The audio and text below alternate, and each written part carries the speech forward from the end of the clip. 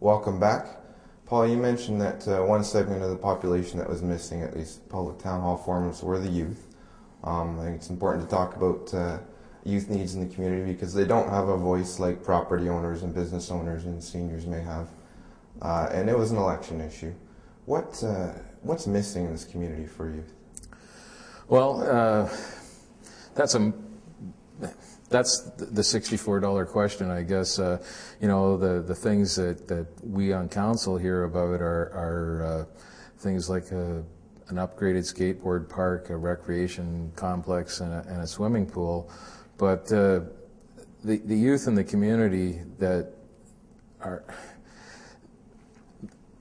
and maybe I look at this from a different angle than some folks because of my professional life, but many kids in the community are engaged in the existing activities. The youth that council, I think, want to target, and this is my own personal opinion, are the youth at risk, the kids who are you know, coming from homes that aren't able to financially support participation in sports and other leisure time, positive leisure time activities. Kids who are on the street and really looking for something.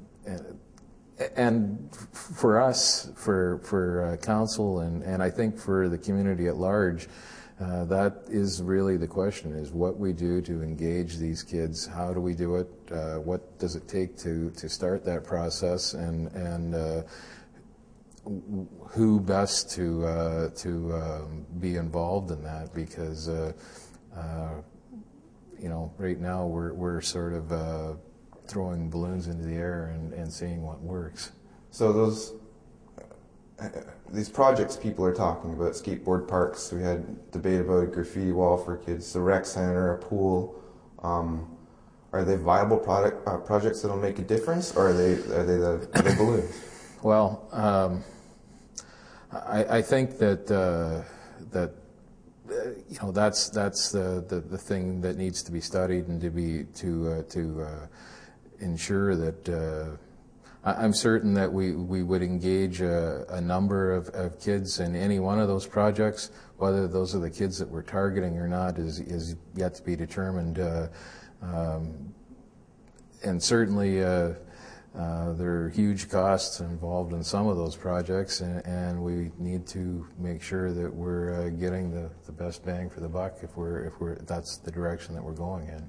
So people seem to recognize there's a problem and there's a need to address youth issues here, mm-hmm. and they're looking for a solution. What would be some feasible solutions that you would suggest?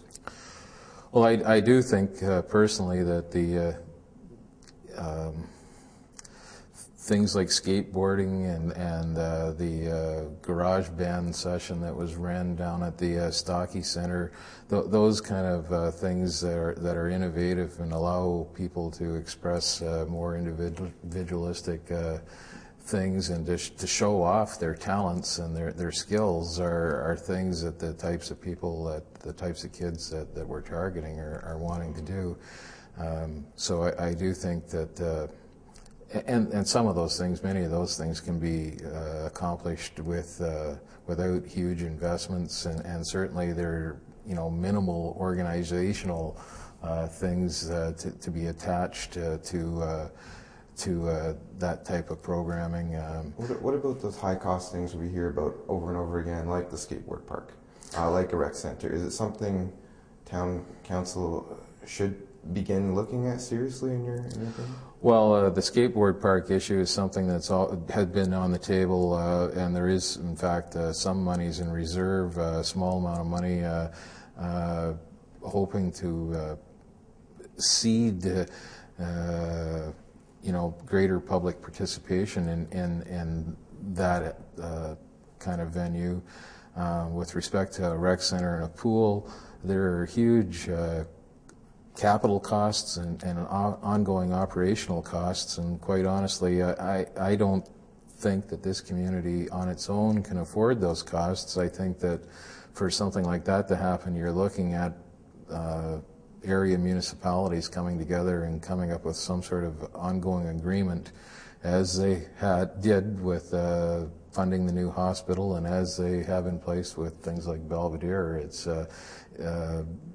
and I don't expect that any of the other municipalities, bigger or smaller, would undertake something like that on their own either. I think it's of such a size that there's going to have to be some collective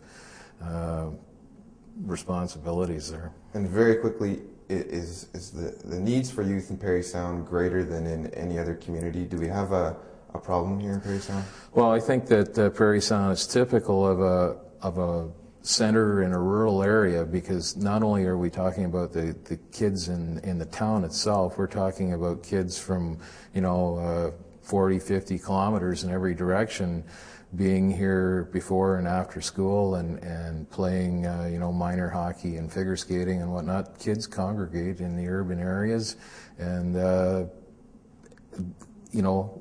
oftentimes without supervision or